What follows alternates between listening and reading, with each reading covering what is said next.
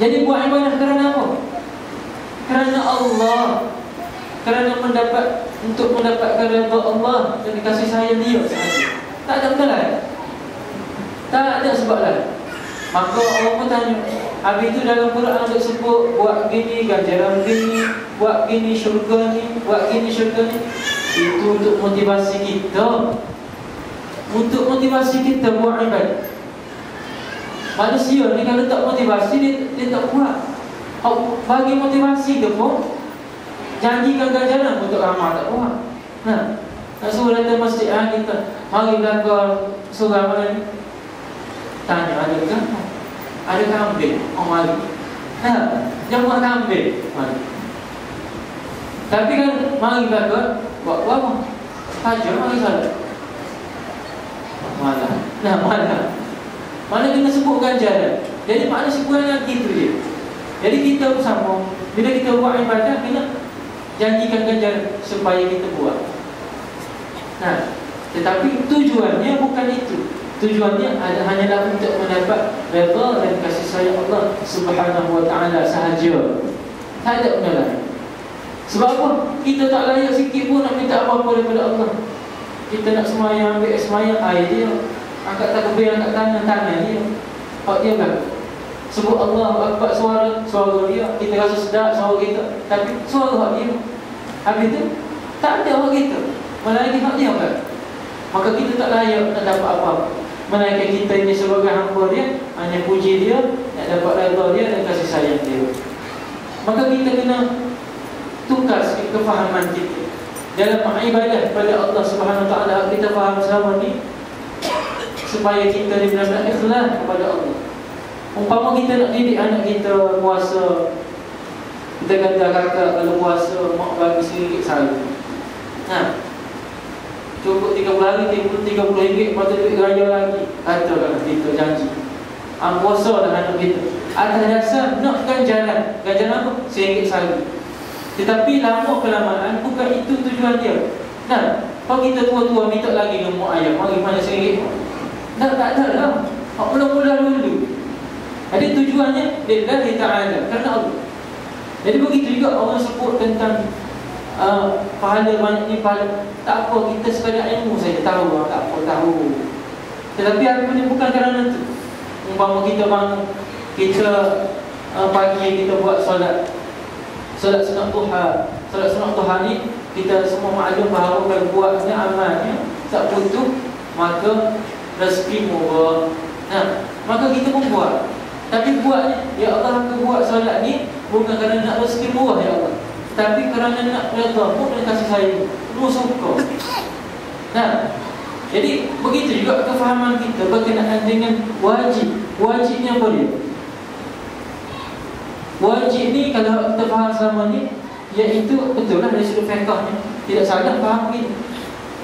Buat dapat pahala, tak buat dosa. Maka kita pun semayang. Semayang wajib semayang. Marah anak kita, dosa ni tak buat. Kita pun takut dosa, buat lagi. Tapi kita cuba tukar kefahaman tentang wajib ni. Buat Allah sayang, tak buat Allah murka. Maka aku ni tak nak Allah murka pada aku, aku nak Allah sayang, Allah redha pada aku, maka aku buat. Begitu juga sunat. Sunat pun ni maknanya buat dapat pahala, tak buat tak ada apa-apa. Tuan-tuan datang kalau tak buat pun tak ada apa-apa. Boleh wajib tak? Tak buat, tak apa surah ni, tak ada apa-apa. Kalau faham gitu lah. Tak ada apa-apa, tak ada dosa. Tetapi tukarlah kefahaman kita. Kita buat sunat ni adalah kerana bila buat wajib tambah dengan sunat, Allah mati suka.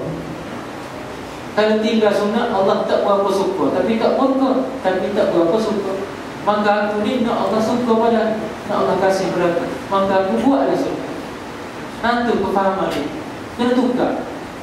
Bila buat, kalau kata tak buat tak ada apa-apa, kita tak apa sunat. Sikit-sikit dalam solat, a'udzubillahi minasyaitonirrajim pun tak baca, tak apa sunat. Doa iftitah pun tak baca, tak apa sunat. Surah pun tak baca, tak apa sunat. Sunat tak apa sunat berlaku, tak buat berlaku. Sebab tu setengah-setengah imam saya pergi, kalau solat maghrib ni baca panjang lah. Tapi apabila kita pergi solat asar, kalau kita baca doa iftitah tu, tak ada doa iftitah, dia rukuk dah. Ada dah dia. Maknanya dia ni baca Fatihah saja. Surah tak baca. Sebab sunat. Faham sunat. Itu masalah. Jadi begitulah. Bila kita faham begini, inilah sebenarnya ikhlas kita kepada Allah Subhanahu Wa Taala. Apabila kita lakukan ini tuan-tuan, jadilah kita ahsanu amalan, sebaik-baik amal kita dengan Allah Subhanahu Wa Taala. Sebab itu kalau kita nilai balik, muhasabah diri balik, kenapa ibadah kita bertahun-tahun ni terawih 20, lepas tu tadarus lagi, baca Quran banyak, mengata orang banyak juga, terawih banyak, nipu banyak juga, sedekah banyak, riba banyak juga, rasuah banyak juga. Sebab apa? Ibadah dia tidak berbekas di hati, hanya pahala. Pahala itu Allah janji, Allah bagi.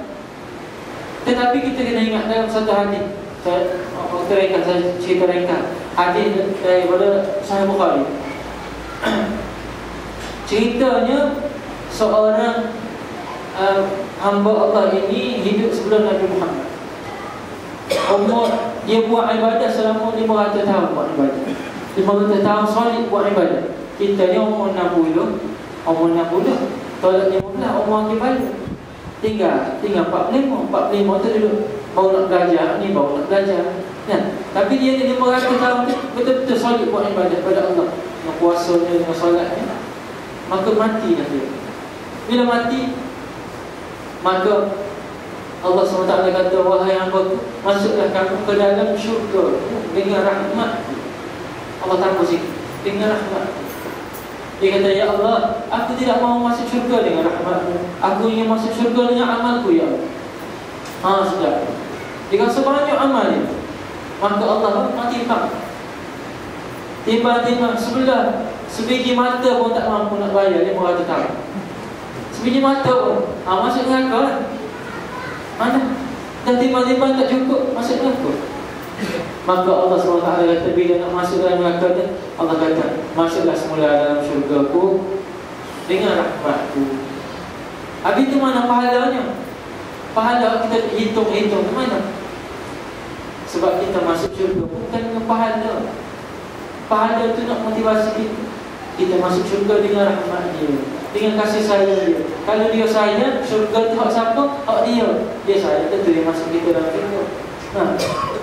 Kalau sayang, kalau dia, contoh majikan kita sayang pada kita, mudah nak cuti, mudah minta naik gaji, mudahlah. Kita sayang. Begitulah kita dengan Allah Subhanahu Wa Taala. Jadi saya rasa 20 minit yang pagi ni sekadar itulah kita berkongsi pada malam ni. Paling tak 2 jam boleh.